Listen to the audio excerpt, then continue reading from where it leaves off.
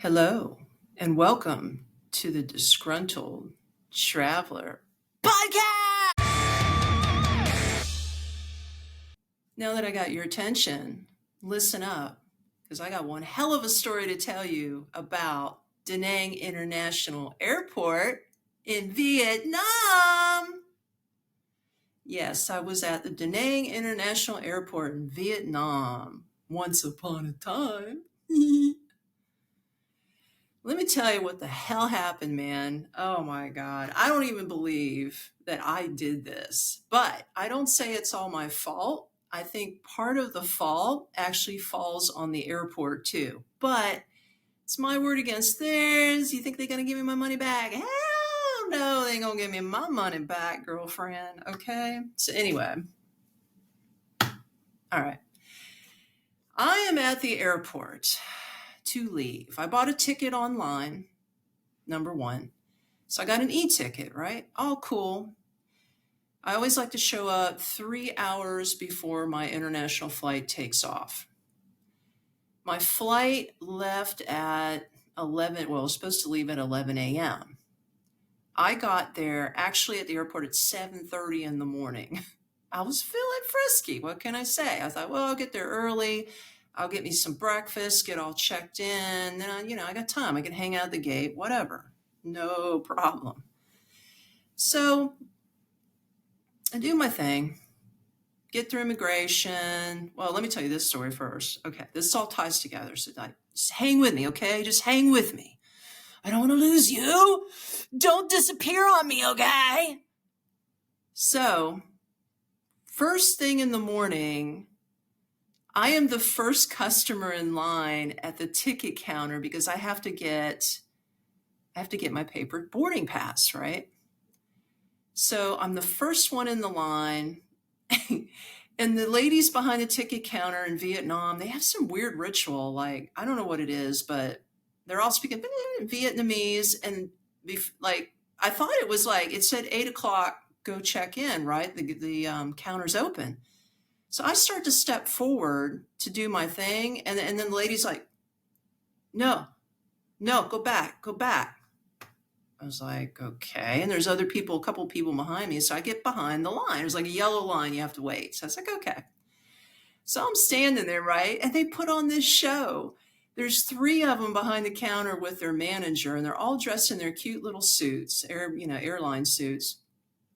They come out and they do some kind of song, something they're singing about the airlines. I'm just making up shit, but that's what it was. So I'm just standing there like, okay, are we done? I'd like to get my ticket now. Okay, I'd really like to get going. All right. So they're done. They get behind the counter. Now I'm allowed to approach the counter. So I approach the counter. And then, and you know what? None of these other airports have ever asked me this, but the lady said, I want to weigh your bag. So I never carry-on. I always carry my backpack, and I have a sling personal bag. So, and I have a personal scale, which if you listen to one of my other podcasts or watch my video, you'll know about the scale situation, the manual scale. But anyway, I knew my bag was exactly spot on. Like, you're supposed to have only 7 kilograms on a bag, which equivalates in pounds to about 11 pounds of gear, right? So I knew I had exactly that. So I was okay. So I put my backpack on the scale. She weighs it, and it's spot on. So she couldn't get me on a charge, right? Then she's like, do you have I noticed you have a one-way ticket. Do you have a forwarding ticket, or are you coming back? Can you show me proof of your forwarding ticket? And I was like, thank God I had one. Normally I don't book 2 trips ahead. Like, I don't just do the one I'm doing and then another one. But that time I did, because I was flying out of Danang International Airport to Kota Kinabalu in Malaysia. And I was also going to fly out from there to Bali, Indonesia a month later. So I had proof of that ticket. So I showed her on my cell phone. I said, yes, I do. And then she's like, okay. And she gives me the boarding pass and lets me go. So I was like, aha, you didn't get me. You didn't get me on charging me on my backpack. or a forwarding ticket. Hell yeah. So anyway, I get through immigration, no sweat. I get to the gate, no sweat. I know, okay, I got about 2 hours to kill, right? So I get me something to eat. I'm back at the gate. The whole gate starts filling up with people. Like it's getting really, really crowded. Okay. So I'm like, yeah, everybody's on the same flight with me, right? I'm sitting, if you're familiar with gates, you know how they have a bunch of rows of seats and then there's the window and you got the airplanes outside, so you can watch all the planes come and go. And then in the very front where you're sitting is another ticket counter where they check you in. They check your boarding pass before you actually, and your boarding pass and your, what do you call it, passport before you get on the plane.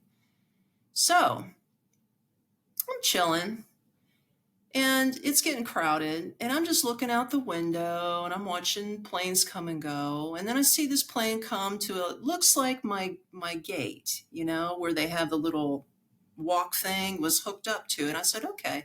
I said, but this doesn't look like my plane because it was early. So I was thinking in my head, this isn't my plane. Okay. And so I'm just sitting there watching, and I see maybe a handful of people. Well, here's the first thing. I hear muffled noises over the intercom, which I swear to God was not in English, number one.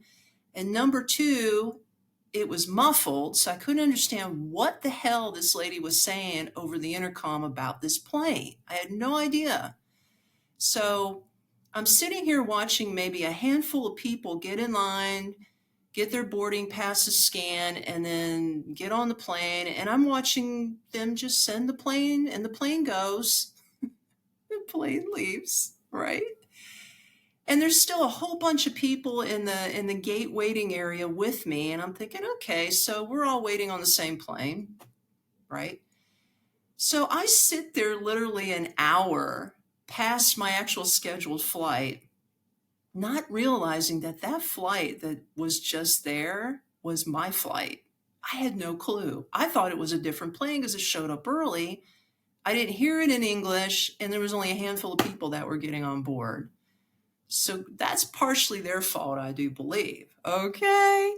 So anyway, I waited an hour and I'm like, where the hell is my plane? Is it late? Why don't they announce it? What the hell is going on? So finally I see some women from the airline come up to the ticket counter there at the gate. They were gone for a while. Then they came back, but they were actually there for the next flight, not for my flight. So I go up there with my cell phone. I'm like, hey, and I show them the flight number and I say, hey, is this plane late? And the lady looks at me really mean and she goes, you missed your flight. And I was like, what? She's like, yeah, it was here an hour ago and you missed your flight. So I was like, oh shit. I'm thinking in my head, oh my God. I just paid $150 online for this ticket and I missed the flight, which means I got to buy another fucking ticket. Oh no. So I'm supposed to be more pissed than her, right? I've already sat at the airport for 4 hours and missed this plane. And she goes, you're just going to have to buy another ticket. I was like, okay, what do I do? Go back through immigration? What do I do? She goes, give me your passport. So I give her my passport, right? Mind you, I'm carrying a 20-pound backpack.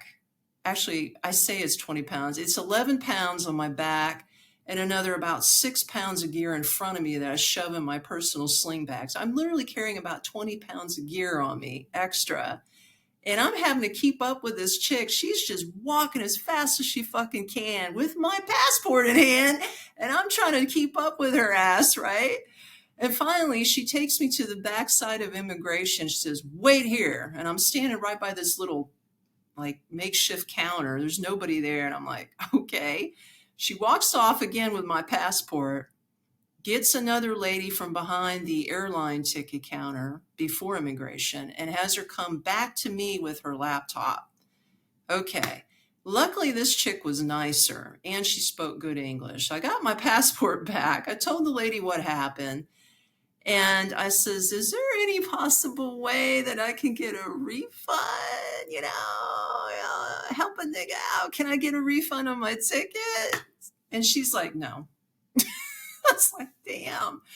And I says, okay, when's the next flight out? And how much is this going to cost? I was thinking, oh my God, $300, $400, $500, right?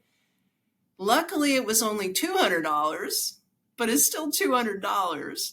And she says it's the last flight out and it's not leaving for another 3 hours. And I was like, 3 more fucking hours at this airport. So like, I'll take it. Paid another $200. I could have kicked my ass. I'm sitting at the gate again for another 3 hours waiting on the next plane. And I said, I am not missing this damn plane. I am getting out of this fucking airport. I have got to get out of Danang. This is driving me crazy, right? So long story short, I ended up paying $350 for a ticket that should only cost me $150. I missed my fucking plane, the first one, and then I got on the second one, which put me 3 hours later in Kota Kinabalu, Malaysia. I didn't get to my Airbnb till like 11 o'clock at night. I was so exhausted and still so mad at me. But then I was also mad at the freaking airport for what they did because they didn't say anything in English. So, warning, warning, warning, warning, warning. If you go to the Danang International Airport, they don't speak English over the intercom, okay? So you better damn well know when your plane's going to be showing up, and you better know about the gate and the ticket number, because I've been on the road for over a year, and this is the only plane I have missed, okay? And I swear to God, I said to myself, this shit will never happen again. I will never do this again. I don't care if they're speaking Swahili or whatever over the intercom. I'm getting on the damn plane. So from now on, when I'm at a gate, I try to sit, because I was sort of further back behind a pole. So yeah, but when I get to the actual gate, and yeah, I'm going to I always sit towards the front rows, the first few rows in the front, and then I get on the gate. I get on the plane. Oh my God. I can still kick my ass, and that happened months ago. Well, remember this one other thing. I am the disgruntled